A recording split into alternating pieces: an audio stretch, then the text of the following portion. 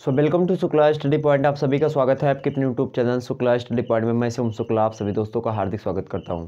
आज के वीडियो के अंतर्गत दोस्तों हम बात करेंगे राजनीति शास्त्र के। आप लोगों ने देखा होगा लगभग 3 चैप्टर आपके कंप्लीट हो चुके हैं। उसमें हमने सबसे पहले राजनीति शास्त्र के अर्थ को समझा, परिभाषा को समझा।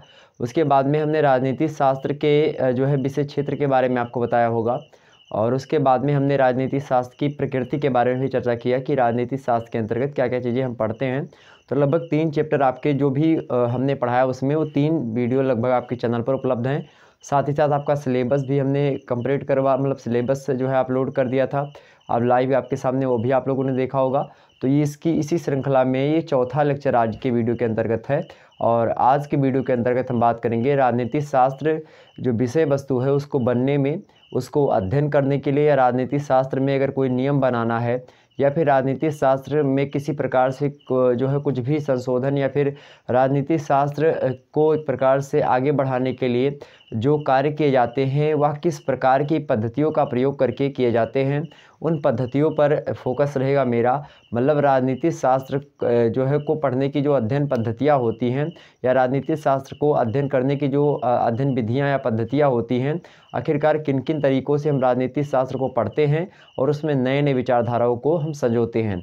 तो आइए हम चर्चा कर लेते हैं आखिरकार राजनीति शास्त्र की अध्ययन पद्धतियाँ कौन कौन सी हैं। और चैप्टर 4 मैं अपने हिसाब से इसको बांटता हूँ। तो जैसा कि आप सभी को पता होगा अध्ययन की सुविधा के हिसाब से मैंने जो है स्वयं चैप्टर को कैटेगराइज किया है। तो उसी श्रृंखला में यह आज का वीडियो आप देखेंगे। और आप सभी लोग जितने भी लोग हमारे साथ जुड़ चुके हैं सभी लोगों का बहुत बहुत स्वागत है। एक बार सभी लोग वीडियो को शेयर कर दीजिएगा और वीडियो को लाइक और अपने सभी दोस्तों के पास शेयर करेंगे।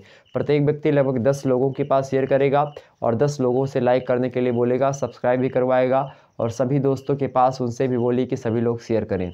ओके, ये आपका चैनल है शुक्ला स्टडी पॉइंट, आपका खुद का चैनल है। और आपके बताए गए जो बातें हैं उन्हीं को ध्यान में रखते हुए आपके क्लासेस जो होती हैं यूट्यूब पर बिल्कुल फ्री में करवा दी जा रही हैं। तो इसीलिए आप सभी लोगों का एक तो दायित्व बनता है कि आप लाइक और सब्सक्राइब और दूसरों से भी करवाएं, ताकि जो है थोड़ा सा और मोटिवेशन लेवल जो हम लोगों का हाई हो और अच्छे तरीके से और भी आपको बेस्ट दे सके। तो किसी भी विषय को पढ़ने के लिए कुछ अध्ययन विधियाँ, कुछ अध्ययन पद्धतियाँ होती हैं, आप सभी को पता होगा। हम बात कर रहे हैं, बात करी जाए तो हम बात कर रहे हैं मेरे प्यारे दोस्तों, फिर से लिख दे रहा हूँ यहाँ पर, BA फर्स्ट ईयर या फिर BA प्रथम सेमेस्टर, BA फर्स्ट सेमेस्टर।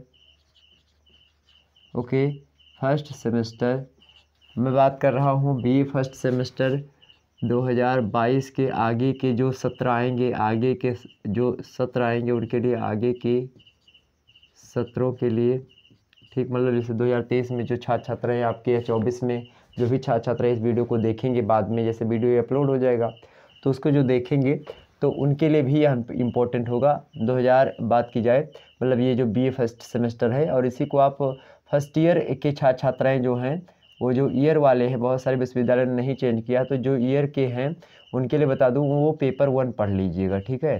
तो पेपर 1 के अंतर्गत है ये सारी चीज़ें। तो BA फर्स्ट ईयर हो चाहे BA फर्स्ट सेमेस्टर हो, आप आसानी से जो है इसको देख करके पढ़ सकते हैं पेपर 1। अब विषय वस्तु आपकी कौन सी है, विषय वस्तु थोड़ा सा आपके सामने यहाँ पर लिख दे रहा हूँ, दिखाई पड़ रहा होगा आप सभी को। तो विषय वस्तु आपकी क्या है भाई? विषय वस्तु है आपकी जो है राजनीति शास्त्र। क्या है? राजनीति शास्त्र। ओके, विषय वस्तु क्या है आपकी? राजनीति शास्त्र, जिसको आप क्या बोल सकते हैं? Political science. Okay, political science. और बात की जाए जो पेपर है जिसका नाम क्या है? राजनीति के सिद्धांत। ओके, राजनीति के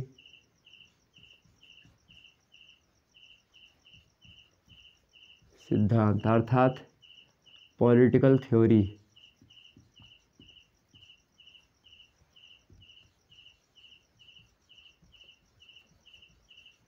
नोट डाउन करिए इतना आप सभी लोग। और उसका मैं बात करूं अगर आपसे तो उसका क्या है, ये उसका चैप्टर जो है आपका 3, चैप्टर 4 मेरे हिसाब से। ओके, चैप्टर 4, तो आप सभी लोग इसको नोट डाउन कर लीजिए पहले। चैप्टर 4 का नाम क्या है? इसके सामने नाम मैं भी लिख दे रहा हूँ। इसके सामने आपका जो नाम है समाज जो है आप सभी लोग लिखिएगा, राजनीति शास्त्र। राजनीति शास्त्र की अध्ययन पद्धतियाँ।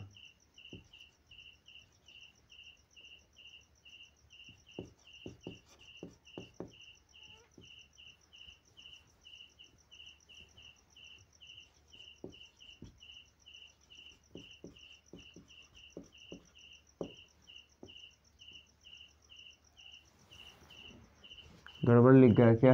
पद्धतियाँ। वैसे तो ये भी सही है आपका, नहीं तो इसमें आप धा लगा देंगे, इसमें भी धा लगा सकते हैं, कोई दिक्कत की बात नहीं है। ठीक है, वो हिंदी के में चला गया, मैं हिंदी में ऐसे लिखा जाता है कभी कभी। ठीक है, वो भी सही था जो लिखा था।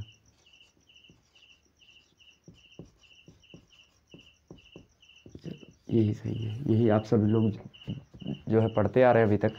तो राजनीति शास्त्र की अध्ययन पद्धतियाँ हम देखेंगे, और अध्ययन पद्धतियों के क्या स्टडी मेथड जो होता है उसको देखेंगे। ठीक है, अर्थात study method of political science. अब अंग्रेजी में आप इसको लिख लीजिएगा, सभी की स्पेलिंग लिखी हुई है, आप इसको लिख लीजिएगा। अब इसके बारे में हम बात करते हैं विधिवत रूप से, एक एक मुद्दा आपके समझ में आएगा। अब तक जितने भी क्लासेस हुई हैं सारी चीज़ें आपके समझ में आई होंगी, ये निश्चित तौर पर मुझे भी पता है और आपको भी पता है।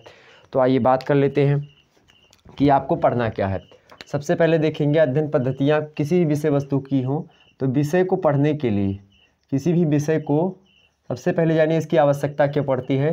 तो इसकी आवश्यकता जो पड़ती, सबसे पहले हम क्या जानेंगे, इसकी आवश्यकता जो है, आवश्यकता क्यों है आखिरकार हमको। ठीक, थोड़ा सा आपको बताएंगे। उसके बाद में इससे और प्रश्न उठता है कि आखिरकार जो है ये कैसी होती है, मतलब इनकी प्रकृति कैसी होती है। तो इनकी प्रकृति को भी हम जानेंगे, कौन सी पद्धति कैसी होती है, वैज्ञानिक होती है या वैज्ञानिक होती है, इसको भी देख लेंगे। साथ ही साथ ये इससे विषय वस्तु में क्या प्रभाव पड़ता है, तो क्या प्रभाव पड़ता है विषय वस्तु में, इसको देखेंगे। ठीक है, और साथ ही साथ अगर इसके प्रभाव के देखेंगे तो आखिरकार ये जो अध्ययन पद्धतियाँ हैं, उनका जो है प्रयोग कैसे किया जाता है। ठीक है, या फिर उनसे क्या सीखा जा सकता है। तो प्रयोग या फिर सीखते हम कैसे हैं उसमें, तो यह ध्यान रखेंगे। तो विषय को पढ़ने के लिए आप ऐसे लिखेंगे, किसी भी विषय को पढ़ने के लिए, कॉपी पेन उठाइए मेरे भाई, और सभी लोग लिखेंगे को पढ़ने के लिए, किसी भी विषय को यहाँ पर लिखेंगे, किसी भी विषय को पढ़ने के लिए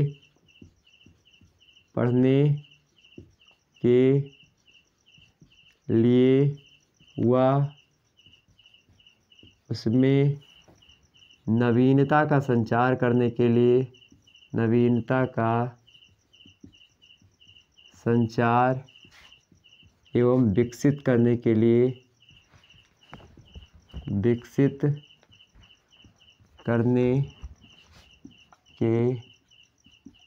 एवं अध्ययन के लिए बात की जाए, पढ़ने के लिए तथा अध्ययन के लिए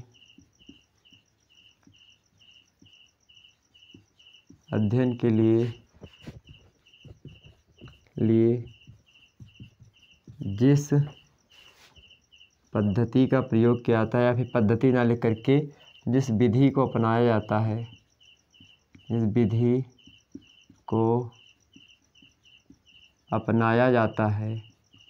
अपनाया जाता है, वही क्या है, वही अध्ययन पद्धतियाँ होती हैं। ठीक है, अध्ययन पद्धतियाँ होती हैं। इतना आप लिखिए सभी लोग फटाफट से। ठीक, तो ये जो किसी भी विषय को पढ़ने के लिए या फिर उसमें नवीनता का संचार करने के लिए या उसको विकसित करने के लिए या फिर उसका अध्ययन करने के लिए विधिवत रूप से जिस विधि को अपनाया जाता है, वही विधि जो होती है वही अध्ययन पद्धतियाँ होती है किसी भी विषय वस्तु की। अब इसमें देखेंगे तो ये पद्धतियाँ जो होती हैं ये जो है लगभग मुख्य रूप से दो प्रकार की, तो ये मैं समझा रहा हूँ उसको। हालांकि यहाँ पर आप समझेंगे तो किसी विषय को, तो जो मान लेते हैं यहाँ पर आप पॉलिटिकल साइंस की बात कीजिए तो आप लिखेंगे कि राजनीति शास्त्र विषय को पढ़ने के लिए जिन या फिर जो है या पढ़ने के लिए उनमें नवीनता का संचार करने के लिए या फिर उसमें जो है तमाम सारे संशोधन के लिए उसको विकसित करने के लिए तथा उसके अध्ययन के लिए जिस विधि का फिर या जिन पद्धतियों का प्रयोग करते हैं उन पद्धतियों को राजनीति शास्त्र की अध्ययन पद्धतियाँ कहते हैं। उसमें दो प्रकार की मुख्य रूप से आप लिखेंगे कि मुख्यतः दो प्रकार की अध्ययन पद्धतियाँ होती हैं। आप सभी लोग लिखिए कि मुख्यतः दो प्रकार की अध्ययन पद्धतियाँ होती हैं। क्या लिखेंगे? मुख्यतया दो प्रकार की अध्ययन पद्धतियाँ होती हैं। एक लिखेंगे एक जो है वैज्ञानिक और एक अवैज्ञानिक या फिर काल्पनिक। लिखेंगे कि मुख्यतया दो प्रकार की अध्ययन पद्धतियाँ होती हैं। आपसे एग्ज़ाम में ऑब्जेक्टिव टाइप का प्रश्न पूछेगा या फिर आपसे पूछे मेरे प्यारे दोस्तों लिखित टाइप का, तो आप दोनों तरीके से आप इसका आंसर दे सकेंगे। इसलिए मैं इतनी जो है आपको अच्छे तरीके से धीरे धीरे बता करके समझा रहा हूँ। ठीक, यहाँ पर समझेंगे। लिखेंगे मुख्यतया दो प्रकार की अध्ययन पद्धतियाँ होती हैं। पहली अध्ययन पद्धति का नाम क्या है भाई? पहली तो अध्ययन पद्धतियाँ, अब यहाँ पर देखेंगे अध्ययन पद्धतियाँ जो होती हैं दो प्रकार की होती हैं। ठीक है, चार्ट एक बनाइएगा। अध्ययन पद्धतियाँ जो होती हैं, अध्ययन पद्धतियाँ, ठीक, तो मुख्यतया जो होती हैं ये दो प्रकार की होती है। आइए समझते हैं कौन कौन सी मुख्यतया दो प्रकार की होती हैं। आप सभी लोग एक चार्ट बना लीजिएगा इसके बाद में। सबसे पहला चार्ट ये है यहाँ पर आपके सामने, ठीक, ये सबसे पहली बात कौन सी पद्धति आएगी आपकी? पहली आपकी वैज्ञानिक पद्धति, हमने आपको बताया था वैज्ञानिक पद्धति, ठीक, वैज्ञानिक पद्धति। और दूसरी पद्धति कौन सी होगी आपकी? दूसरी पद्धति कौन सी होगी? अवैज्ञानिक पद्धति, ठीक, अवैज्ञानिक। दूसरी कौन सी हो गई? पहली हो गई आपकी वैज्ञानिक पद्धति और दूसरी हो गई आपकी अवैज्ञानिक पद्धति। पद्धतियाँ मुख्यतः दो प्रकार की होती हैं, एक वैज्ञानिक पद्धति और दूसरी अवैज्ञानिक पद्धति। और मुख्य रूप से अगर हम बात करें तो अवैज्ञानिक पद्धति को हम और किस नाम से जानते हैं? तो अवैज्ञानिक पद्धति को आप काल्पनिक पद्धति भी कह सकते हैं। काल्पनिक पद्धति, ओके, काल्पनिक पद्धति कह सकते हैं आप इसको। क्या कह सकते हैं? काल्पनिक पद्धति। इसी को आप क्या कह सकते हैं? दार्शनिक पद्धति कह सकते हैं। आपसे ऑब्जेक्टिव में पूछेगा तो आप बता दीजिएगा, ठीक है, कि दार्शनिक पद्धति क्या है। तो यही आपकी क्या है? दार्शनिक पद्धति है। ओके, दार्शनिक पद्धति। जितने भी राजनीतिक विचारक आप देखेंगे, प्लेटो, रूसो, बोंदा, जे.एस. मिल, तमाम प्रकार के जितने भी आप देखेंगे जो राजनीतिक विचारक हुए हैं, वो सभी कहीं ना कहीं पे ये दार्शनिक अवैज्ञानिक काल्पनिक पद्धतियों का प्रयोग करते हैं। इसीलिए राजनीतिक शास्त्र को पूर्ण विज्ञान का दर्जा भी नहीं मिल पाता है। इसीलिए इसको हम अपूर्ण विज्ञान, अभी आपने प्रकृति को समझा होगा जस्ट इससे पहले वाला लेक्चर, उसमें हमने बता दिया था। ठीक, तो यहाँ पर समझेंगे इसी का कई नाम है। तो ये इसमें क्या होता है, जो सबसे पहले अब यहाँ पर वैज्ञानिक पद्धति बता दो पहले। तो इसमें जो है अभी इसको थोड़ा सा रोक करके रखिएगा, अभी इसको थोड़ा समझ लीजिए। तो जो अवैज्ञानिक पद्धति या फिर जो काल्पनिक पद्धति होती है, या जो काल्पनिक पद्धति होती है, या फिर जो दार्शनिक पद्धति होती है, इसकी बात की जाए तो इसके लिए बात की जाए, ये जो होती है मेरे प्यारे दोस्तों, ये क्या होती है? इसमें पूर्ण रूप से एक प्रकार से जो होती काल्पनिकता तो पूर्ण रूप से होती ही है, लेकिन कुछ उसमें तथ्यों का भी आप समावेश दे सकते हैं, लेकिन उतने तथ्य नहीं मिलेंगे जो कि वैज्ञानिक पद्धति होने पर इसको जो है प्रेरित करे। तो ऐसी स्थिति में आप देखेंगे ये पूर्ण रूप से क्या होती है? पूर्ण रूप से अवैज्ञानिक होती है। और काल्पनिक और दार्शनिक कुछ भी पद्धति होती है। इसमें क्या होता है कि आपके पास जो विचारधारा है, आपके मन में जो भी चीज़ें उग रही हैं, मतलब वो कोरी कल्पना ना लगी। तो इसमें सबसे पहली बात ये जानिए कि ये इसमें सावधानी बरतने की क्या चीज़ है कि कोरी कल्पना जो है वो ना होने पाए। कोरी कल्पना का मतलब क्या होता है कि फर्जी ना हो कुछ। इसमें सबसे पहली बात कुछ यथार्थ से जुड़ा हुआ हो, कुछ यथार्थ से जुड़ी हुई बातें हों। ठीक, यथार्थ से जुड़ी बातें कुछ होनी चाहिए इसमें। ठीक, तो होनी चाहिए इसमें बातें यथार्थ से जुड़ी हुई। साथ ही साथ इसमें क्या होना चाहिए? साथ ही साथ इसमें जो है कुछ तथ्य होने चाहिए। ओके, कुछ तथ्य भी होने चाहिए, तथ्यात्मक बातें और यथार्थ से जुड़ी बातें, मतलब लगभग एक ही बातें हैं दोनों। और साथ ही साथ इसमें आप इसकी और विशेषताएं लिख सकते हो कि यह वैज्ञानिक प्रकार से पूर्णतया जो है नकार योग्य नहीं, मतलब एक ऐसे दार्शनिक या विचारक की तरफ से आनी चाहिए, मतलब कि कोई विचारक हो उससे निकलनी चाहिए, अच्छा विचारक। ठीक है, विचारक हो और कैसा हो? अच्छा हो। विचारक का मतलब यहाँ पर दर्शन शास्त्री से तात्पर्य है। ठीक, तो ऐसा विचारक हो जो कैसा हो? ऐसा विचारक हो जो कि अच्छा विचारक हो, जो कि अगर कोई चीज़ करे तो कोरी कल्पना ना लगे। और इसमें क्या होता है भाई, इसमें जो होता है क्योंकि इसमें यथार्थ जो होता नहीं रहता है, इसलिए क्या है, ये क्या है मेरे प्यारे दोस्तों, ये जो है आदर्श से यथार्थ की ओर क्या है, इसका मुख्य चीज़ क्या है? आदर्श से यथार्थ की ओर। लिख लीजिएगा, इसको जरूर लिखिएगा, आदर्श से यथार्थ की ओर है। मतलब जो है अपनी कल्पना के माध्यम से सत्य को पहचान लेना, ठीक है। अपनी कल्पना के माध्यम से सत्यता को पहचानना ही क्या है, आदर्श से यथार्थ है। तो इसको जरूर लिखिएगा कि ये कैसी भाई, आदर्श से यथार्थ की तरफ जो है ये है। तो इतनी बात समझ में आ गई। क्योंकि ऐसी पद्धति जो है दार्शनिक पद्धति, इसी का अधिक मात्रा में आप प्रयोग देखेंगे। इसी दार्शनिक पद्धति का आप प्रयोग जो है यहाँ पर देखेंगे जो कि हुआ है। तो ये एक प्रकार से ये ऐसी पद्धति है जो कि जो है राजनीति शास्त्र में और इतिहास में अधिक मात्रा में आपको देखने को मिलती है। लेकिन ये एक ऐसी पद्धति है तो अवैज्ञानिक पद्धति, ये बात समझिए। अब कुछ हम जो है वैज्ञानिक पद्धतियों का बात करें, और ये जो है ये राजनीति शास्त्र की ही एक अध्ययन पद्धति है, ठीक है। ये राजनीति शास्त्र की जो है एक प्रकार से अध्ययन पद्धति है, इसको आप नकार नहीं सकते। फर्स्ट पे आप क्या रखेंगे, वैज्ञानिक पद्धति। और वैज्ञानिक पद्धति जो होती है यह भी 3 प्रकार की होती है। वैज्ञानिक पद्धति भाई कितने प्रकार की होती है वैज्ञानिक पद्धति, 3 से 4 प्रकार हम देखेंगे इसकी थोड़ा सा, क्योंकि जो जिससे हुआ है उसमें देख लेते हैं। तो सबसे पहली जो पद्धति इसकी बात की जाए, सबसे पहली पद्धति कौन सी आप बोल सकते हैं इसको, इसमें प्रयोगात्मक पद्धति। कैसी पद्धति दिखाई पड़ रहा होगा आपको, हाँ, प्रयोगात्मक प्रयोगात्मक पद्धति, ओके, प्रयोगात्मक पद्धति। अब इसमें एक बात मैं आपको और बता देना चाहता हूँ यहीं पर, चूँकि आप सभी लोग यहीं पर लिख लीजिए, चूँकि आपको लगातार जो है एक बात में छूट गई शायद मुझसे। वैज्ञानिक पद्धति को क्या कहते हैं, वैज्ञानिक पद्धति को ही क्या कहते हैं, अनुगणात्मक पद्धति कहते हैं। क्या, अनुगणात्मक पद्धति, ओके। 1 मिनट प्लीज़ वेट थोड़ा सा, हाँ, तो कोई दिक्कत की बात नहीं। थोड़ा सा यहाँ पर हमारे यहाँ कुत्ते बहुत ज़्यादा हैं, तो पहले भी आपको वीडियो में बता चुके हैं। चलिए, तो यहाँ पर मैं क्या बता रहा था आपको कि जो वैज्ञानिक पद्धति होती है और अवैज्ञानिक, हमने बता दी कि अवैज्ञानिक पद्धति जो होती है वो क्या होती है और वैज्ञानिक पद्धति। इसमें एक चीज़ मैं आपको बताना चाह रहा था कि एक आप पढ़ते होंगे, समाजशास्त्र में जरूर पढ़ा होगा, जो है आगमनात्मक पद्धति और निगमनात्मक पद्धति। तो उसको हम समझ लेते हैं कि ये क्या होती है। तो जो वैज्ञानिक पद्धतियाँ होती हैं उन्हीं को क्या कहा जाता है, वैज्ञानिक पद्धतियों को ही हम क्या कहते हैं, आगमनात्मक पद्धति। कौन सी पद्धति, आगमनात्मक पद्धति, ओके, जो है आगमनात्मक पद्धति, ओके। तो इसी को आगमनात्मक पद्धति चाहे से बोल लो, पद्धति लिख दे रहा हूँ, कोई दिक्कत की बात नहीं है। चलिए, लिख दिया हमने। तो आगमनात्मक पद्धति चाहे इसी को बोल लो। जो पद्धति आगमनात्मक पद्धति होगी वही पद्धति वैज्ञानिक पद्धति होगी। मतलब ऐसी बात समझिए कि दोनों एक दूसरे, मतलब कि जो है पर्यायवाची शब्द समझ लीजिए कि मतलब दोनों का सेम ही होता है। आगमनात्मक पद्धति ही वैज्ञानिक पद्धति होती है। नेक्स्ट जो वैज्ञानिक अवैज्ञानिक पद्धति होती है, या जो काल्पनिक पद्धति होती है, या जो दार्शनिक पद्धति होती है, इसको आप संयुक्त रूप से अगर बोलना चाहें तो एक शब्द में क्या बोल सकते हो इसको, एक शब्द में इसको क्या बोल सकते हो, जो है निगमनात्मक पद्धति। वो आगमनात्मक थी तो ये क्या हो जाएगी, निगमनात्मक, ओके। कौन सी पद्धति है भाई, एक बार फिर से बोलिए, 4-6 बार आप बोल लीजिएगा, याद हो जाएगा, ठीक है, निगमनात्मक।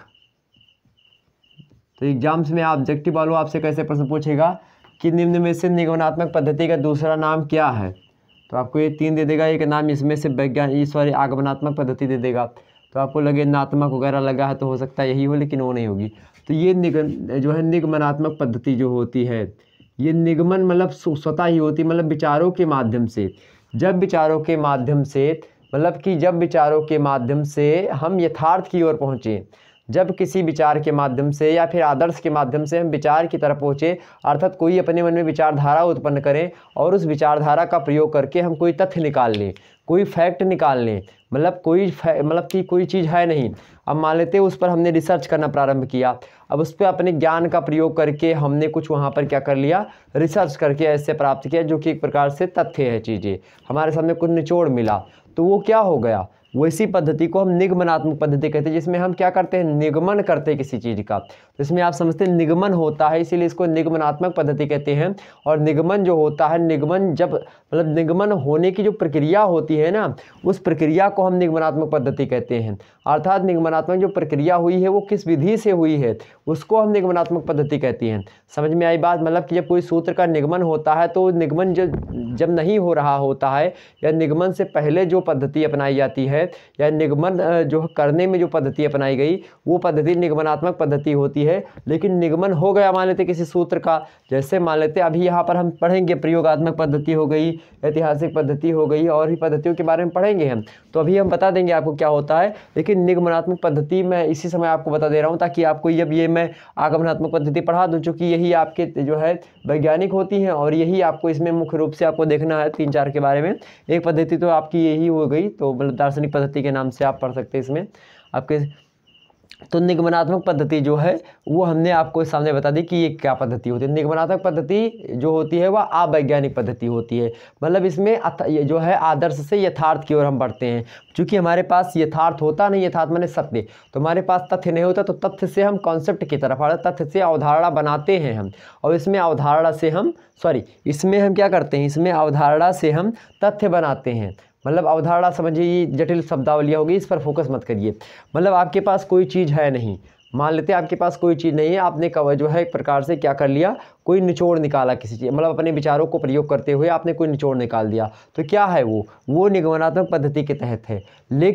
लेकिन जब आप यथार्थ आपके पास मौजूद है और आप यथार्थ के माध्यम से कोई विचारधारा बनाते हैं, मतलब कि आपके पास यथार्थ है और यथार्थ के बावजूद आप क्या करते हो, आप कोई विचारधारा बनाते हो, मतलब ये जो है आदर्श से यथार्थ की ओर है, ये जो है कैसे ये यथार्थ से आदर्श की ओर है, ये यथार्थ से आदर्श की ओर है, जबकि ये आदर्श से यथार्थ की ओर, मतलब यह आदर्श माने विचार, तो ये विचारों से सत्य को ढूंढता है, तथ्य को ढूंढता है, और ये सत्य से तथ्य से विचारों को ढूंढता है। ये बात आप ध्यान रखेंगे। तो वैज्ञानिक पद्धतियाँ यथार्थ से आदर्श की ओर होती हैं, जबकि अवैज्ञानिक पद्धतियाँ जो होती हैं वो आदर्श से तथ्य की ओर होती हैं। यह बात आप नोट डाउन कर लीजिएगा, मोस्ट इंपॉर्टेंट प्रश्न है, एग्जाम से में ऑब्जेक्टिव में पूछ सकता है, और लिखित में तो आप अगर इन शब्दावलियों का प्रयोग करके लिख देंगे तो एग्जामिनर एकदम से प्रसन्न हो जाएगा, मनमुग्ध हो जाएगा और नंबर आपको फुल दे देगा। यह बात ध्यान रखेंगे। तो आप क्या बताएंगे कि निगमनात्मक पद्धति अवैज्ञानिक पद्धति ही होती है, काल्पनिक पद्धति ही होती है और दार्शनिक पद्धति ही होती है। यह बात ध्यान रखेंगे। और इतनी बातें क्लियर हो गई आपकी। और यह पद्धति कैसी होती है, आदर्श से यथार्थ की ओर होती है, जबकि जो वैज्ञानिक पद्धति या आगमनात्मक पद्धति होती है वह जो होती है यथार्थ से आदर्श की ओर होती है। इतनी बात क्लियर हुई। अब हम बात कर लेते हैं, यहाँ पर लिख देता हूँ आदर्श से यथार्थ की ओर। तो ये आदर्श से यथार्थ की ओर है। यहाँ पर मैं अगर यहाँ पर लिख दूँ कि जो वैज्ञानिक पद्धतियाँ होती हैं वो यथार्थ से किसकी ओर होती है, आदर्श की ओर होती है। ठीक है, यथार्थ से आदर्श की ओर, आदर्श माने विचारधारा। ठीक है, आदर्श की ओर। तो ये बात भी आप सभी लोग ध्यान रखेंगे। यहाँ पर समझेंगे प्रयोगात्मक पद्धति। सबसे पहले आपको प्रयोगात्मक पद्धति के बारे में बता दूं। सबसे पहले प्रयोगात्मक पद्धति या फिर जो पद्धतियाँ हैं इसको आप लिख लीजिए एक पॉइंट में कि पद्धतियाँ, जो पहली पद्धति है कौन सी है, प्रयोगात्मक पद्धति। दूसरी पद्धति आप यहाँ पर लिख सकते हो कौन सी, दूसरी पद्धति मान लेते हैं आपकी ऐतिहासिक पद्धति। आप नोट डाउन कर लीजिए, ऐतिहासिक पद्धति। ओके, ऐतिहासिक पद्धति। ओके, ऐतिहासिक पद्धति हो गई। और तीसरी पद्धति आप एक और नोट डाउन कर लीजिए, कौन सी पद्धति हो सकती है आपकी, ऐतिहासिक हो गई। एक हो गई आपकी जो है पर्यवेक्षण पद्धति। ओके, पर्यवेक्षण पद्धति, पर्यवेक्षण पद्धति एक आपकी दार्शनिक पद्धति है ही। तो आपने देखा कौन कौन सी पद्धतियाँ हो गई आपकी, ऐतिहासिक हो गई, प्रयोगात्मक हो गई, और एक पद्धति आपकी छूट रही है, और वो कौन सी पद्धति है भाई, तुलनात्मक पद्धति। ओके, कौन सी पद्धति है, तुलनात्मक पद्धति। तुलनात्मक पद्धति, तुलनात्मक पद्धति। ओके, तुलनात्मक पद्धति। अब इसको थोड़ा समझ लीजिए और यही चार आप पढ़ लीजिएगा, तो ये मोस्ट इंपॉर्टेंट है आपकी परीक्षा की दृष्टि से। बस यही चारों का प्रयोग अधिक मात्रा में आप जो है राजनीति शास्त्र में इन्हीं चारों का प्रयोग आप देखेंगे। और एक पद्धति ये दार्शनिक पद्धति, इसका प्रयोग विभिन्न राजनीतिकों ने किया। जैसे कि बात की जाए इसमें जो विचारक हैं, जैसे कि इसमें प्लेटो हो गए आपके, प्लेटो हो गए, ठीक है, अरस्तु हो गए, बोंदा हो गए, ठीक। इसी प्रकार से बहुत सारे जो है जितने भी लोग हुए हैं, अलग अलग विद्वानों ने इसको अपनाया है। और इससे द रिपब्लिक पुस्तक हुई, या कई प्रकार की पुस्तकें हैं जिसको एक प्रकार से इसी पद्धतियों को प्रयोग करते हुए उस पुस्तक के नियमावलियों को बताया गया है। तो आप सभी लोग क्या करेंगे भाई, एक बार वीडियो को लाइक और शेयर ज़रूर कर दीजिएगा। अब और क्लियर आपको दिखाई पड़ रहा होगा, और क्लियर दिखाई पड़ रहा कि नहीं कर पड़ा, फटाफट से एक बार बताएं वीडियो में। तो ये और क्लियर बहुत अच्छा लगा होगा ना, बिल्कुल बोर्ड चमक रहा होगा आपका। चलिए अब एक एक पद्धति के बारे में समझ लेते हैं कि ये पद्धतियाँ क्या होती है। सबसे पहले समझो प्रयोगात्मक पद्धति क्या होती है, उसके बाद में ऐतिहासिक, उसके बाद में पर्यवेक्षण, उसके बाद में तुलनात्मक पद्धति के बारे में बात कर लेंगे। ठीक, तो आइए बात करते हैं। सबसे पहली पद्धति कौन सी है आपकी, प्रयोगात्मक पद्धति। तो इसको मिटा दें कि सबसे इसी पर लिख दे रहा हूँ, इसी पर थोड़ा शॉर्ट में लिखिएगा, बहुत ज़्यादा लंबा नहीं है, बस इसको इसे समझा देंगे। प्रयोगात्मक पद्धति आपको लिख के बताऊँगा तो ज़्यादा लंबा हो जाएगा, लिखिए, लिखने वही लिख दूँ कहो तो बोर्ड पर तो छोटा पड़ जाएगा। आप ऐसे समझिए, जो पर्यवेक्षण प्रयोगात्मक पद्धति मतलब क्या होता है, प्रयोग करो किसी चीज़ का, आप समझो ऐसे, आप अपने हिसाब से इसको लिखिएगा। प्रयोग करने को ही क्या कहते हैं, प्रयोगात्मक पद्धति कहते हैं। मतलब कैसे कि जैसे कि मान लेते हैं हमने क्या किया, अभी यहीं पर मैं लिख दे रहा हूँ, अभी मिटा दूंगा, कि मान लेते हैं जैसे कि बात की जाए, हमारे पास क्या है, हाइड्रोजन है और हमारे पास क्या है, ऑक्सीजन है। अब हमको हाइड्रोजन और ऑक्सीजन मिला करके क्या करना है, हमको मान लेते हैं जल बनाना है। हमने क्या किया, ऑक्सीजन और इसके जो अनुपात है, हमने ऑक्सीजन को जो है 2 अनुपातों में रखा, H2 हमने कर दिया और हमने O को इसे मिला दिया, तो हमारे पास क्या बन गया, जल बन गया। ओके, हमारे पास क्या जल बन गया, जल बन गया। या इसी प्रकार से हमारे पास और तमाम सारे मान लेते हैं, हमारे पास क्या है, एक और आपको फैक्ट बता दूं, जब मैं हाई स्कूल या फिर इंटर में केमिस्ट्री पढ़ रहा था, तो उस समय जो है मेरे कॉलेज में, अब जहाँ पे इस कॉलेज क्या था, स्कूल था, जिस स्कूल में मैं पढ़ रहा था वहाँ पर क्या नहीं था, वहाँ पर कोई लैब वगैरह की सुविधा जो है बिल्कुल भी नहीं थी। गांव वगैरह में आप ऐसे देखेंगे स्कूल इंटर कॉलेज खुला हुआ है, कहीं इधर उधर आसपास झाड़ियों में कहीं पर जो है, जहाँ पर ज़मीन मिली वहीं पर खुल गया। तो वहाँ पर होता क्या था कि जैसे कि प्रैक्टिकल वगैरह तो होता नहीं था, तो साइंस के स्टूडेंट हम लोग रह चुके थे।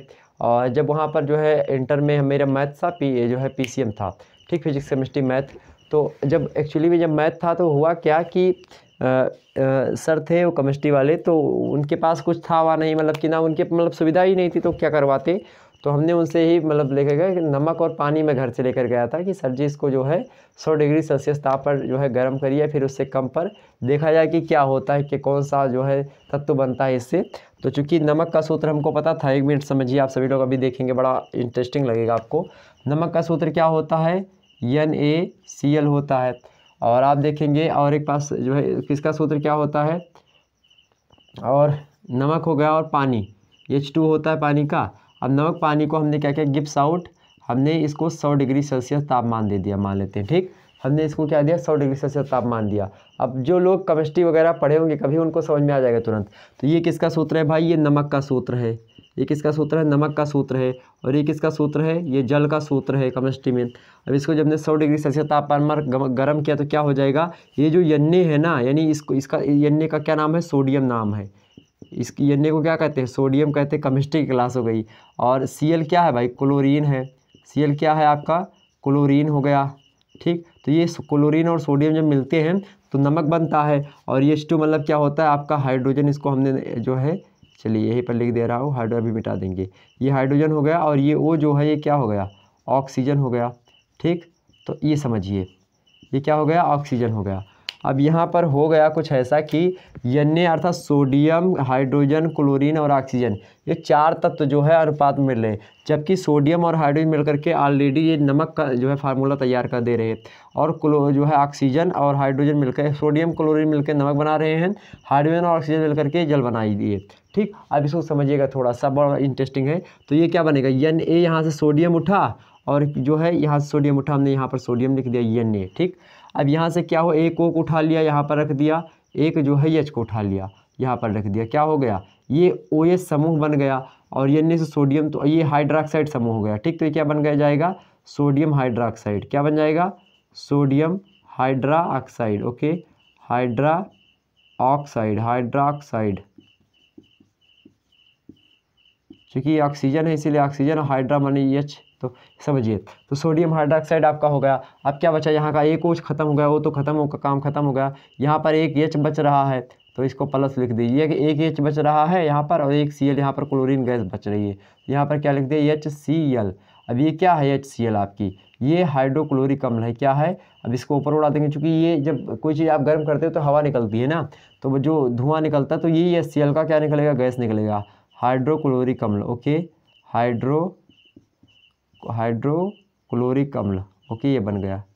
तो ये समझ लीजिए, किसी केमिस्ट्री का टीचर हो तो उससे पूछिएगा, तो अगर जानकार होगा तो बता देगा, हाइड्रोक्लोरिक अम्ल, तो ये बनता है जा करके, ठीक। तो आप ऐसे समझिए, तो ये चीज़ें हैं केमिस्ट्री वालों, आप देख लीजिएगा थोड़ा इसको, ठीक। तो ये इतना है, स्क्रीनशॉट लेना चाहे तो फटाफट से इसका स्क्रीनशॉट ले लीजिए आप सभी लोग, फिर मैं आपको और समझा दूँ तो आप समझिए। अब यहाँ पर मैं एक थोड़ा सा लेक्चर आपको दे दूँ ताकि आपकी ये चीज़ समझ, जो हमने बताने का मेन मतलब था कि जो है पॉलिटिकल साइंस में आपको केमिस्ट्री बता दिया, इसका मुख्य जो मेरा तात्पर्य था यह था, इसका तात्पर्य यही था मेरे प्यारे दोस्तों कि जो प्रयोगात्मक पद्धति होती है उसका हमने प्रयोग किया कि NaCl और H2 को हमने मिलाया, तो मुझे नहीं पता था कि क्या बनेगा क्या नहीं बनेगा। मुझे या नहीं पता था कि NaCl और OH को मिलाने से क्या बनेगा, जबकि ये पता था कि हाँ NaCl बन चुका है, H2O बन चुका, पानी बन चुका है। तो ये क्या है, एक प्रकार से वैज्ञानिक विधि का प्रयोग हम कर रहे हैं, क्योंकि इसमें ऑलरेडी हमारे पास तथ्य हैं, ऑलरेडी कुछ हमारे पास तथ्य हैं कि हमारे पास सोडियम जो है एक प्रकार से सोडियम जो है क्लोराइड हमारे पास है, हमारे पास जल तत्व है, तो इसको हमने मिलाया ना, तो ये एक प्रकार से क्या है, चूँकि पहले से कुछ तत्व बन चुके हैं, उन्हीं के तत्वों से हम खेल रहे हैं और उसी से कोई और तत्व बना रहे हैं, तो ये वैज्ञानिक पद्धति हो जाती है। ठीक, आप समझिए। तो यहाँ पर प्रयोग करने के बाद में जब कोई आप किसी चीज़ का प्रयोग करें और प्रयोग करने के बाद में कोई तथ्य आपका निकले, जैसे कि यहाँ पर हम निकाला कि हमको सोडियम हाइड्रोक्साइड जो है का एक तत्व प्राप्त हुआ, मतलब जब हम NaCl और मतलब कि जब हम नमक और जल को 100 डिग्री सेल्सियस तापमान पर गर्म करते हैं तो हमको जो है सोडियम हाइड्रोक्साइड प्राप्त होता है। साथ ही साथ जो है हमारे जो गैस होती है वो हाइड्रोक्लोरिक अम्ल जो होती है वो क्या बोलती है, हाइड्रोक्लोरिक अम्ल या फिर हाइड्रोजन क्लोराइड जो गैस होती है वह निकलती है। तो कहीं ना कहीं पे ये चीज़ें आपकी समझ में आ गई। तो हमने एक प्रयोग किया यहाँ पर, तो जिस भी पद्धति का प्रयोग करके, मतलब जब भी कोई विषय वस्तु हो उसमें कोई चीज़ प्रयोग किया जा रहा हो तो उस पद्धति का प्रयोग करके प्रयोगात्मक पद्धति में होता है। प्रयोग करके हम तथ्यों को निकालते हैं। ठीक, ये प्रयोगात्मक पद्धति होगी। इसका उदाहरण भी आप नोट डाउन कर लीजिएगा, मोस्ट है आपका। ठीक, इसी के साथ साथ मैं और आपको बता दूँ तो प्रयोगात्मक पद्धति जो होती है आपकी, प्रयोगात्मक जो पद्धति होती है मेरे भाई, उसमें और भी चीज़ें ये होती हैं कि जैसे कि अब राजनीति शास्त्र में तो ये मतलब रसायन शास्त्र में ये प्रयोग हो गया आपका, लेकिन जो प्रयोगात्मक पद्धति होती है इसमें जो है ये तो राजनीति मतलब ये रसायन शास्त्र का प्रयोग होगा, लेकिन इसमें ऐसा प्रयोग नहीं होता है, क्योंकि यहाँ पर तथ्य उतने अधिक मात्रा में हमारे पास होते नहीं हैं। हमको जो है आदर्श से चलना होता है, हमको विचारधाराओं को कोड करना होता है, विचारधाराओं के माध्यम से हमको सारी चीज़ें करनी होती हैं। तो इसमें क्या होगा, इसमें जो है हम इस भांति नहीं कर सकते, क्योंकि ये रासायनिक शास्त्र का फार्मूला था। अब यहाँ पर हम करेंगे कैसा, यहाँ पर हम करेंगे मेरे प्यारे दोस्तों कि जैसे यहाँ पर आप देखेंगे चाहे 1919 ईस्वी में जो है द्वैध शासन हो, 1919 में जो द्वैध शासन आया था, द्वैध शासन भारत में अंग्रेज सरकार के द्वारा, तो इसमें ये भी एक क्या था, एक प्रकार से क्या था मेरे प्यारे दोस्तों, एक प्रकार से ये प्रयोग ही था। क्या था, एक प्रकार से यह प्रयोगात्मक पद्धति का ही प्रयोग करके किया गया था, प्रयोग किया गया था एक प्रकार से। महात्मा गांधी के द्वारा चलाया गया असहयोग आंदोलन एक प्रयोग था, डंडी मार्च या फिर एक प्रकार से ये सब क्या था, एक प्रयोग था। आप देखेंगे कि जो एक प्रकार से प्लेटो था वह सिसिली के जो राजा थे, उस पर आप सेकंड ईयर पढ़ेंगे प्लेटो के बारे में। उसने सिसिली के राजा को जो है क्या बनाने के लिए, उसको एक दार्शनिक राजा बनाने के लिए बहुत ज़्यादा प्रयत्न किया था। तो एक क्या था, एक प्रकार से वो प्रयोग ही था। तो कहीं ना कहीं पे जिस पद्धति मतलब राजनीति शास्त्र में भी प्रयोगात्मक पद्धति का प्रयोग होता है। कहने का तात्पर्य यह है कि राजनीति शास्त्र में प्रयोगात्मक पद्धति का प्रयोग के उदाहरण आप दे सकते हैं। क्या, चाहे जो है द्वैध शासन रहा हो, चाहे आप बता देंगे कि हाँ जो है प्लेटो का आप बता दीजिएगा कि दर्शन शास्त्र का, प्लेटो का दार्शनिक शासक का सिद्धांत। ओके, दार्शनिक शासक की अवधारणा, शासक की अवधारणा या सिद्धांत, अवधारणा लिख दीजिएगा कि अवधारणा। ठीक है, तो इसको लिख लीजिएगा। तो प्लेटो की दार्शनिक शासक, या फिर आप लिख लीजिएगा जो है जो महात्मा गांधी के द्वारा चलाए गए जो आंदोलन थे, या भी एक प्रकार से राजनीति शास्त्र में एक प्रयोग ही थे। तो ये चीज़ें आपकी प्रयोग हैं, इसको आप लिख सकते हैं बड़े आसानी से, तो इसमें कोई दिक्कत की बात नहीं होगी। तो इसको मिटाना के प्रयास करते हैं, एक बार सभी लोग स्क्रीनशॉट लेना चाहे तो ले लीजिएगा, नहीं कोई बात दिक्कत की बात नहीं है। तो यहाँ पर ये चीज़ें हैं। ऐतिहासिक पद्धति में थोड़ा सा क्या होता है इसको भी मैं बता दूँ। तो आपकी जो है प्रयोगात्मक पद्धति तो कंप्लीट हुई ना, प्रयोगात्मक पद्धति कंप्लीट हुई कि एक इसको मिटा करके फिर एक एक को लिख करके फिर इसको आपको मिटा के स्क्रीनशॉट लेना है। वैसे लिख लीजिए यार, क्या दिक्कत है, उसमें लिखते रहिए आप सभी लोग ना साथ ही साथ। यहाँ पर देखेंगे अगली जो पद्धति आपकी है, अगली पद्धति क्या है भाई, अगली पद्धति जो है आपकी वो है जो है प्रयोगात्मक तो हो गई आपकी, ये प्रयोगात्मक हो गई। अब बची आपकी ऐतिहासिक पद्धति। ऐतिहासिक पद्धति क्या है कि जब हम इसमें लिख लीजिएगा कि जब हम इतिहास के तथ्यों को मतलब जब हम इतिहास की चीज़ों को पढ़ते हैं और इतिहास की चीज़ों को पढ़ने के बाद में उससे कुछ निष्कर्ष निकाल करके हम वर्तमान में उसका प्रयोग करते हैं। जैसे कि मान लेते हैं कि जो है कल को हर्षवर्धन ने या फिर जो है अकबर ने, राणा सागा ने, या इसी प्रकार से आप देखेंगे बाबर, और या इसी प्रकार से जो और इब्राहिम लोदी हो गए, या उससे पहले आप जो प्राचीन राजा थे हमारे, जैसे कि हर्षवर्धन हो गए, चाणक्य के एक प्रकार से जो थे, क्या नाम था उनका, चंद्रगुप्त मौर्य हो गए, तो यह इसी प्रकार से घनानंद हो गए, कई प्रकार के जो राजा थे, धनानंद, तो कई प्रकार के जो राजा महाराजा थे प्राचीन काल में बीत गए, इतिहास बीत गया। उन इतिहास के जो चीज़ें उन्होंने, जो राजाओं ने करी, जो गलतियां करी, हो सकता है वो गलती हम करें, तो मान लेते हैं वो गलतियां हम करेंगे। जिस समय उस राजा ने कोई कार्य किया था, तो हो सकता है वो कार्य आज हम करें तो वो सही साबित ना हो। तो ऐसी बात नहीं कि ऐतिहासिक पद्धति पूर्ण रूप से सत्य ही होती है, वैज्ञानिक होती है, हर मामले में सही हो, ऐसा बिल्कुल भी नहीं है। ऐतिहासिक पद्धति जो होती है वह गलत भी हो सकती है, बात ध्यान रखेंगे। हो सकता है उस समय परिस्थिति के हिसाब से, जिस समय हर्षवर्धन ने या अकबर ने या इब्राहिम लोदी ने या इसी प्रकार से चंद्रगुप्त मौर्य ने जो डिसीजन लिए हो वह उस समय विशेष के लिए रहे हों, या उस समय में जब उन्होंने जो है ये चीज़ें विचारधाराएँ दी, उस समय ये विचारधाराएँ जो है उस समय सूटेबल थी, सही थी। लेकिन आज के परिप्रेक्ष्य में अगर उन विचारधाराओं की हम प्रासंगिकता देखें तो बिल्कुल भी नहीं है। तो ऐसे विचारों को से मतलब यहाँ पर बचना है इस पद्धति का प्रयोग करने के लिए। तो जो है राजनीति शास्त्र में ऐतिहासिक पद्धति का खूब धड़ल्ले के साथ प्रयोग हुआ, इसमें कोई दो राय नहीं, इसमें कोई शंका की बात नहीं है। तो ऐतिहासिक पद्धति खूब दिखाई पड़ती है राजनीति विज्ञान में, तो आप ऐसा लिखें, खूब आसानी से लिख सकते हैं, कोई दिक्कत की बात नहीं है। क्योंकि इतिहास के जो बहुत सारे देश के संविधान जो थे वो पहले ही बन गए थे, तो उनके देश के संविधान में या फिर बहुत सारे देश में पहले से कुछ क्रांतियाँ हुई थी, उन क्रांतियों से प्रेरित होकर के आगे की क्रांतियाँ हुई, मतलब जिस प्रकार से पहले कुछ चीज़ें की गई थी उसको देख करके आगे कुछ चीज़ें की जाएँ। तो ये सब चीज़ें क्या होती है, मतलब कि जब हम किसी भूतकाल की क्रिया में किए गए जो कृत्य हैं, उन कृत्यों की नकल करके हम वर्तमान में उसी समस्या से निदान पाने के लिए उसी जो है टेक्निक का, उसी विधि का उपयोग करें जो आज के 4 साल पहले या आज के 10 साल पहले, आज के 10,000 साल पहले हमारे पूर्वजों ने की थी। तो समझने का मतलब कीजिए कि मान लेते हैं आपके एक रोग होगा, कोई रोग आपके पास हो गया, मारते आपके शरीर में एक दाना निकला चेहरे पर। अब हो सकता है आज के 10 साल के पहले आपके बड़े भाई साहब के यहीं पर दाना निकला था और उन्होंने जो है किसी कोई कलर की ए नाम की क्रीम जो है यहाँ पर लगाई थी, तो वो क्रीम उस समय विशेष के लिए ठीक ठाक हो गई, मतलब उनका दाना ठीक हो गया।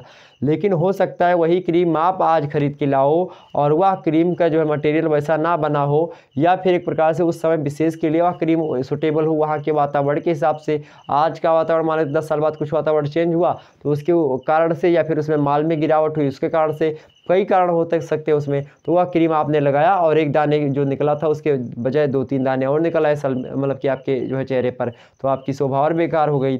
तो कहीं ना कहीं पे ये चीज़ें यहाँ पर समझनी होगी, जो ऐतिहासिक पद्धति होती है पूर्ण रूप से सत्य नहीं होती है। सत्य पूर्ण रूप से ना होते हुए भी यह एक प्रकार से कैसी पद्धति है, यह वैज्ञानिक पद्धति है, यह बात भी आपको ध्यान में रखनी होगी। तो ये चीज़ें हैं, बड़े ही गंभीरता से राजनीति शास्त्र को पढ़ना पड़ेगा।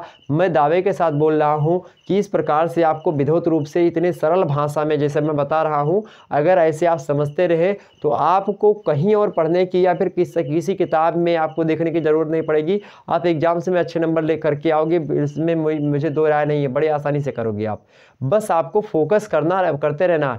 क्लास में बिल्कुल भी आपको बातचीत बिल्कुल भी नहीं करनी। बहुत सारे लोग हमारे चैनल पर देखते हैं बात करने, मतलब हेलो हाय ये क्या है वो क्या है, इससे क्या मिलेगा जीवन में। आप जो है कुछ जो है पहले कुछ हासिल कर दो, उसके बाद में ये सब करो। वैसे जब कुछ हासिल हो जाएगा तो ये सभी चीज़ों पे मन भी नहीं लगेगा।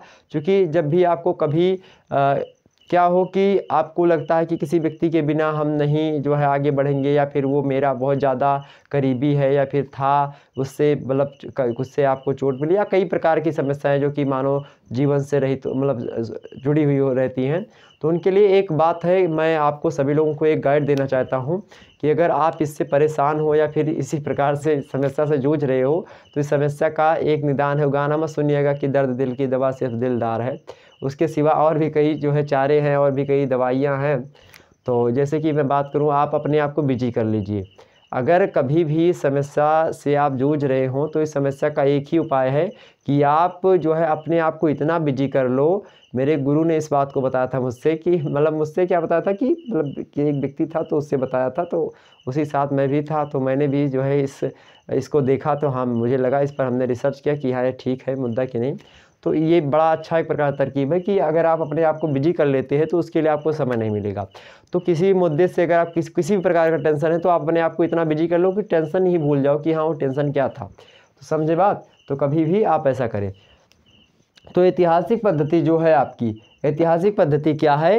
ये भूतकाल की जो घटनाएं हैं उससे प्रेरणा लेकर के हम जो है वर्तमान में इसको जो है करते हैं, या फिर उसका प्रयोग मतलब उसका उपयोग करके हम उसमें अध्ययन करते हैं इसका। तो एक तो ये मतलब ऐतिहासिक पद्धति हो गई। तो ऐतिहासिक पद्धति में कुछ खास आपको लिखने नहीं है। ऐतिहासिक पद्धति कई प्रकार की पद्धतियाँ हैं, इतिहास के जो नियम कायदे बने हैं उनको ध्यान में रखते हुए हम आगे के नियम बनाते हैं, तो वो ऐतिहासिक पद्धति। अगली क्या हो गई आपकी? नेक्स्ट है पद्धति जो है वो कौन सी पद्धति है भाई? पर्यवेक्षण पद्धति। कौन सी पद्धति है?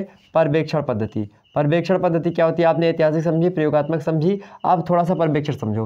पर्यवेक्षण क्या होता है? पर्यवेक्षण, मान लेते हैं कि किसी भी देश के संविधान को आपको पढ़ना हुआ, मान लेते हैं कि पर्यवेक्षण पद्धति में हमको जर्मनी के संविधान के बारे में जानकारी लेनी है, जर्मनी के संविधान के बारे में हमको जानकारी प्राप्त करनी है। अब जर्मनी के संविधान को हमको पढ़ना, बीमर संविधान वहाँ के नाम है, जर्मनी के संविधान का क्या नाम है? बीमर संविधान नाम है। एग्जाम से प्रश्न पूछा था कि जर्मनी के संविधान का क्या नाम है, आपको क्या लगाना है? वीमर संविधान या फिर वाइमर संविधान, इस देश के संविधान का नाम है। मान लेते हैं हमको जर्मनी के संविधान को पढ़ना है। जब जर्मनी के संविधान को पढ़ना, तो एक तो विधि ये होगी कि हम जर्मनी के संविधान को पुस्तक से पढ़ लें, ठीक है? क्या है कि पुस्तक से हमने उसको पढ़ लिया, तो ये क्या, ये एक प्रकार से एक विधि यह भी है पढ़ने की। लेकिन उस पद्धति को या फिर जर्मनी के संविधान को पढ़ने के लिए हम क्या करें? पर्यवेक्षण विधि का प्रयोग करिए। तो पर्यवेक्षण विधि में होगा क्या? पर्यवेक्षण के मतलब एक उदाहरण मैं समझा रहा हूँ कि पर्यवेक्षण विधि से अगर आपको जर्मनी का संविधान पढ़ना है तो जो व्यक्ति पढ़ने वाला होगा या फिर जो अध्ययन करने वाला होगा वह क्या करेगा? इस पद्धति के तहत, इस पद्धति का सीधा सा मतलब होता है कि आप जर्मनी जाएंगे, सबसे पहले आप जर्मनी जाएंगे, जो बातें जर्मनी के संविधान में लिखी हुई हैं, ठीक, वहाँ से उन बातों को एक प्रकार से उसका रिसर्च करेंगे। मतलब उन बातों को जो जर्मनी में जा करके वहाँ पर मौजूद हो करके आप देखेंगे वहाँ पर जा करके कि हाँ ये पद्धति क्या है, इस पद्धति का प्रयोग आप कैसे कर, मतलब जहाँ पर जर्मनी के संविधान में जो बातें वर्णित है वो बातें जो है वास्तव में प्रासंगिक हैं या सही हैं, जो बातें वहाँ पर लिखी नहीं ये सही हैं, या फिर वहाँ पर जा करके मतलब कि मौजूदा हालत पे पहुँच करके वहाँ का मुआयना करो, देखो, पूरा पर्यवेक्षण करो, मतलब उसको विधिवत रूप से देखो, जा करके वहाँ पर निरीक्षण करो कि हाँ ये चीज़ें सही है या नहीं सही हैं। हर एक चीज़ को देखो वहाँ पर उठा करके कि हाँ क्या चीज़ें आपकी सही, मतलब जा करके, जैसे कि आपको मान लेते हैं कि खेत में आलू आपने बो दिया, अब आपने खेत में आलू की बुआई कर दी, अब आलू को आपको पता करना कि आलू जम रही है कि नहीं जम रही है, तो किस विधि का प्रयोग करेंगे? तो आप पर्यवेक्षण विधि का प्रयोग करेंगे। और यहाँ से आप किसी, मान लेते हैं आपने अपने पड़ोसी से पूछा कि मेरी आलू जम रही थी, तो उसने कहा हाँ हाँ जम रही थी। कहा तुमने देखा? कहा नहीं नहीं हमने नहीं देखा, लेकिन मैंने इस टाइम बोया था, मेरी जम रही है। तो एक प्रकार से उसने क्या कर ली? तुलना कर दी अपने से कि हाँ मेरी आलू जो है जम गई है, क्योंकि मैंने भी उसी दिन बोया था जिस दिन तुमने बोया था। दो किसान हैं मान लेते हैं, वो दो किसान जो हैं एक ही दिन आलू के खेत में आलू बोते हैं। 4 दिन के बाद में जो बगल वाला किसान है, जो बी नाम का किसान है, वह अपने खेत में आता है और वहाँ से बी नाम का किसान जो होता है अपने खेत में देखता है कि आलू में आँखें आ गई हैं। अब वह व्यक्ति, बी नाम का व्यक्ति आता है घर पर, तो एक की जो पत्नी है वह कहती है ऐसे कि जो फलाने जो व्यक्ति है वो जाकर के अपने खेत में आलू देखने गया था सुबह आज, और तुम सोते रह गए थे। तो कहा कि जो सोवत है वो खोवत है, जो जागत है वो पावत है, अब रैन कहाँ जो सोवत है। ठीक, इसी प्रकार से। ठीक, तो कहीं ना कहीं पे आप देखें तो व्यक्ति जो है आपको आलस नहीं करना चाहिए, ना सोना चाहिए ज़्यादा। वैसे मेरी भी आदत है ज़्यादा सोने की, बट उससे मैं कंट्रोल कर रहा हूँ धीरे धीरे। तो ये पर्यवेक्षण पद्धति जो है ये बस समझिए, बड़ी ही आसानी से भी पर्यवेक्षण पद्धति के साथ आप तुलनात्मक पद्धति भी पूरा का पूरा समझ जाएंगे एक ही उदाहरण से। खेत में जब बी नाम का व्यक्ति आया, आप जो है बताया घर पे, तो ए की पत्नी कही कि जाओ बी से पूछो कि अपनी अलुइया भी जामी है कि केवल वही की जामी आई है। तो गया जो है ए जो गया, तो गया चलो ठीक है पूछ आते हैं। तो ए बी के पास जो है पहुंचा पूछने के लिए कि हाँ आलू मेरी भी जमी कि नहीं जमी। तो बी ने कहा कि हाँ मेरी तो जम गई, चूँकि मैंने भी तुम्हारे साथ बोया था, तो इसलिए मेरे जो है आलू में आँखें जम आए, मतलब कि छोटे छोटे जो है उसमें कल्ले जो है निकल आए हैं। तो इसलिए आपकी भी जम गई होगी। अब हो सकता है, या भी तो हो सकता है कि बी वाले खेत में ज़्यादा जो है एक प्रकार से नमी रही हो और ए वाले खेत में नमी कम रही हो, तो किसी और या वातावरण उसके खेत में जो है डाई अमोनियम सल्फेट या फिर यूरिया, तो कई प्रकार के जो है उर्वरक पदार्थ है उसकी मात्रा बी में ज़्यादा हो, ए में उतनी ना हो, तो या फिर ए में ज़्यादा हो तो इससे एक ही आलू और निकल आई हो। तो इस पद्धति का प्रयोग करके, मतलब ये सब सावधानी है जो मैं बता रहा हूँ, ये सब ध्यान देने योग्य बात है। उदाहरण के माध्यम से ही ये सब ध्यान जो है इन पद्धतियों में दिए जाते हैं ऑलरेडी जब किए जाते हैं। तो आप बड़ी जटिल मुद्दा है, अध्ययन पद्धतियाँ समझना जो है एक प्रकार से बड़ा कठिन कार्य था आपका। इतने सरल भाषा में आपको समझा रहा हूँ, यह बात आप ध्यान रखेंगे। लाइक फिर वीडियो को फटाफट से कर दीजिए और शेयर कर दीजिए। यहाँ पर समझिए, तो जब ए, फिर तो ए एक तो ऐसे हो कि ए जो है मान ले कि हाँ जो है ठीक है कोई बात नहीं, चूँकि बी ने तुलना करी कि है ए से, ए अब यहाँ पर जो है लेट करके क्या करेगा, सोचेगा कि यहाँ जब बी उसी दिन बोया था उसी कल्टीवेटर से, उसका भी खेत वही कल्टीवेटर वाला जो किसान था वही जोता था उसका खेत, और वही मेरा भी जोता है, उसकी भी आलू जो है एक प्रकार से वही वैरायटी, हमारी भी आलू वही वैरायटी है, और हमने भी डाई उतने डाला, उसने भी डाई उतने डाला, या फिर जो है उसका भी खेत इतना है 1 बीघे है, हमारा भी 1 बीघे है। तो उसमें क्या होगा, उसने तुलना कर ली कि हाँ बी वाला खेतवा भी हमारे इतना बराबर है, और जो है ए मतलब एक सोचा कि हमारे इतने बराबर है, और डाई वगैरह सब हमने सही मात्रा में डाला, तो एक तुलना कर लिया कि हाँ चूँकि उसका भी वही सेम कंडीशन थी और मेरी भी सेम कंडीशन थी, इसलिए जो उसमें हुआ होगा जितना उसका जामा है आलू उतना मेरा जामा होगा। तो वह एक प्रकार से तुलना करके पता लगा ले, अध्ययन कर ले। तो एक ये हो गई तुलनात्मक पद्धति कि जब किसी दूसरे चीज़ की तुलना कर ले हम अपने से, और उसके एक प्रकार सेम कंडीशन को देख करके हम सिद्ध कर दे, किसी सिद्धांत को बना दे, या फिर कोई चीज़ कर दे कि हाँ आलू अब मान लो जम गई, तो एक सिद्धांत निकल गया ना, तो आपको तुलनात्मक पद्धति समझ में आ गई। उसके आगे समझो पर्यवेक्षण में। अब या ए क्या करे, ए जो है अपने खेत में, ए भी जाए, उसकी पत्नी जो है जाओ, वो खेत में गए थे देखने, तुम भी जाओ खेत में देखने। तो अभी शाम को निकला बोरिया बिस्तर बांध के, वह भी खेत में गया अपने, वह भी आलू को जो है मिट्टी के अंदर होती है, उसको खोद करके आसानी से उसमें देखा, आलू निकाला उसमें से जो बोया था कि हाँ उसमें इतने इतने आँखें निकले हैं। तो एक प्रकार से ये एक तो जा करके वह खोद करके आलू को देखे आसानी से। तो ये क्या हो गया आपकी पर्यवेक्षण पद्धति, मतलब वहाँ पर जा करके मौके की मुआयना कर लेना, अच्छे तरीके से निरीक्षण कर लेना। निरीक्षण और भी जटिल मुद्दा, निरीक्षण क्या होता है, और भी आप उसको अच्छे तरीके से देखें, सूक्ष्मदर्शी से उसके देखो एकदम से, वो निरीक्षण कई प्रकार से होता है। तो वही चीज़ आप करें, तो निरीक्षण मतलब आप वहाँ पर जाकर के पर्यवेक्षण कर ले कि हाँ वो चीज़ें हो रही हैं कि नहीं हो रही। तो ये पद्धति क्या हो गई, पर्यवेक्षण पद्धति। मतलब किसी देश के संविधान में अगर मौलिक अधिकार शामिल है, उससे हमको लेना है, या जर्मनी के संविधान से हमने जो भी चीज़ें ली थी अपने संविधान में, अब उसको मान लेते हैं हमको ग्रहण हमने किया है, तो वो चीज़ें सही हैं या फिर जर्मनी में फॉलो हो रही हैं, कैसे क्या चीज़ें वहाँ पर चल रही हैं, सिस्टम कैसा वहाँ पर है, तो उसको वहाँ पर आकर के देखें तो वो लगवा दे। तो क्या होगी, पर्यवेक्षण पद्धति होगी। तुलनात्मक पद्धति के तहत क्या होता है, भारतीय संविधान जो बना तुलनात्मक पद्धति के कारण ही आप देखेंगे, क्योंकि भारतीय संविधान में आप देखेंगे कई मतलब अलग अलग देशों के जो है देशों का संविधान एक प्रकार से पढ़ा गया। लगभग 60 से प्लस देश के संविधानों को भारत के जो है संविधान निर्माताओं ने पढ़ा, और उसको पढ़ने के बाद में तब जो है उन्होंने अपने भारतीय संविधान को लिखा। उन्होंने सभी जगहों पर देखा, कुछ स्थानों पर उन्होंने पर्यवेक्षण किया, मतलब कि वहाँ पर जाकर के वहाँ पर जो है भीमराव अम्बेडकर या फिर अन्य जो उसकी टीम के सदस्य थे वो जाकर के वहाँ पर बैठ करके उसका पर्यवेक्षण किए हों, या फिर कुछ लोगों ने तुलना कर लिया घर बैठे कि हाँ वहाँ पर जो है अमेरिका में कल न्यूज आई थी, ऐसी चीज़ें हुई थी, या फिर उस पर रिसर्च करके यहीं से बैठे बैठे और सारी चीज़ें कर दें, तुलनात्मक पद्धति हो गई।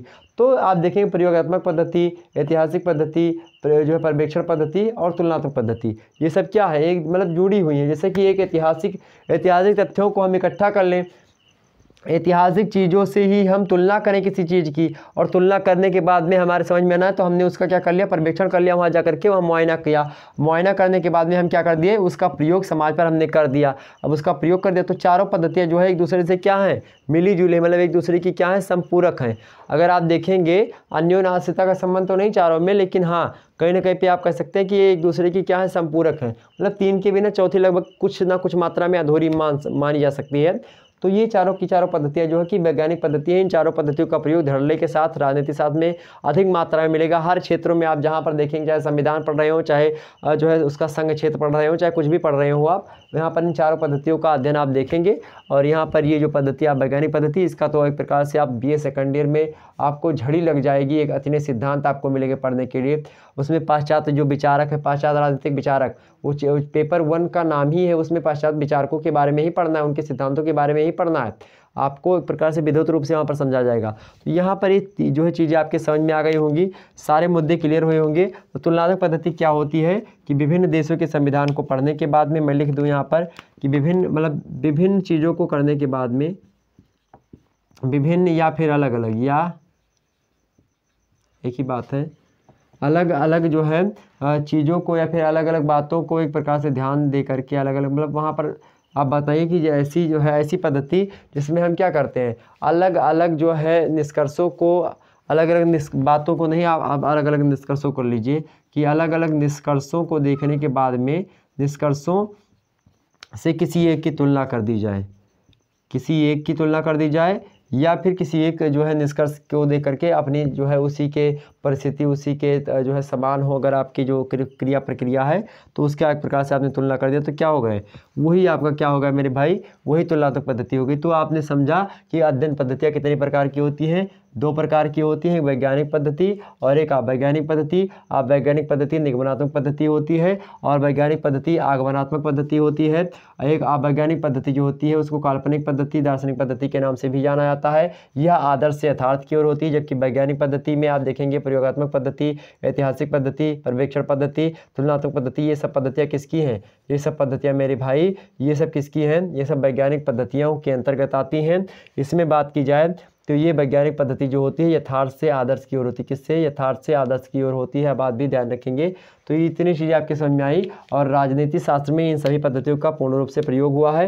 तो इस पर आप सभी लोग क्या करेंगे, इसका नोट्स बना लीजिएगा और उसके बाद में हम नेक्स्ट वीडियो के अंदर क्या समझेंगे, राजनीति शास्त्र का अन्य विज्ञानों के साथ, अन्य सामाजिक विज्ञानों के साथ संबंध, अर्थात जो है relationship between political science of other sciences या फिर विथ जो है अदर सोशल साइंसेस। ओके, तो अदर सोशल साइंसेस से या फिर अन्य सामाजिक विज्ञानों के साथ राजनीति शास्त्र जो है उसका संबंध कैसे रहा है, उसके संबंध को देखेंगे, जिसमें हम भूगोल के बारे में देखेंगे, भूगोल से कैसा संबंध है और समाजशास्त्र से कैसा संबंध है, या फिर अन्य जो अर्थशास्त्र हो गया या फिर अन्य जो समाज जो है मानव शास्त्र हो गया उनसे किस प्रकार से संबंधित है, तो इसको देखेंगे। चूँकि मेरे पास दोस्तों जो होता है कई बातें और भी हैं कि जो है जो ये पद्धतियाँ होती हैं, यहाँ पर हम क्या करते हैं, जो प्रयोगात्मक पद्धति होती है इसमें जो भौतिक शास्त्र, रसायन शास्त्र इसमें ज़्यादा होती है। वैज्ञानिक पद्धतियों का प्रयोग ज़्यादा मात्रा में कहाँ पर होता है, वैज्ञानिक विषयों में होता है। और आप वैज्ञानिक पद्धतियों इनका प्रयोग आप राजनीति शास्त्र में देखेंगे बहुत अधिक मात्रा में, लगभग आधे से ज़्यादा आपको यही मिलेंगे और ये भी मिलेंगी आधे ज़्यादा। तो इसीलिए क्या है, अपूर्ण विज्ञान है, मतलब क्या है, अर्ध विज्ञान की श्रेणी में पॉलिटिकल साइंस आता है। ठीक, यह बात ध्यान रखेंगे। तो जिन जो है विषयों में इन पद्धतियों का प्रयोग होता है वो विषय कौन से होते हैं, उनका जो नेचर होता है या फिर उनकी जो प्रकृति होती है वह वैज्ञानिक होती है। अगर इन्हीं पद्धतियों का प्रयोग है तो वैज्ञानिक विषय है, इन पद्धतियों का प्रयोग है तो कैसा विषय है, वो अवैज्ञानिक है। दोनों का प्रयोग है मिश्रित मात्रा में 50-50 या फिर 60-40, तो भी वो क्या है आपका, वो अपूर्ण विज्ञान है। जैसे मौसम विज्ञान हो गया, ठीक है, ये हो गया आपका राजनीति विज्ञान। ठीक, तो आइए हम फिर मिलेंगे नेक्स्ट वीडियो में। आप सभी लोगों को धन्यवाद, good night all of you, बहुत बहुत धन्यवाद आप सभी का जुड़े रहने के लिए हमारे साथ। मिलते हैं नेक्स्ट वीडियो में, तब तक के लिए जय हिंद, जय भारत। आप सभी का तहे दिल से धन्यवाद। दीपावली तो आपने खूब अच्छे से मनाई होगी, बड़ा अच्छा लगा होगा आप सभी लोगों को। चलिए, तो कल आपकी जो है क्लास ड्रॉप ही थी, कल छुट्टी थी और कल क्या था, जमद्वितीया थी, इसलिए जो है उस दिन कहा जाता है कि पढ़ाई वगैरह नहीं होती है, इसलिए आपकी क्लास ऑफ थी। और आप भी मत कहिए कि सर जी आप भी जो है रूढ़वादिता से प्रेरित है। ठीक है, चलिए फिर मिलते हैं नेक्स्ट वीडियो, तब तक धन्यवाद आप सभी का, जय हिंद।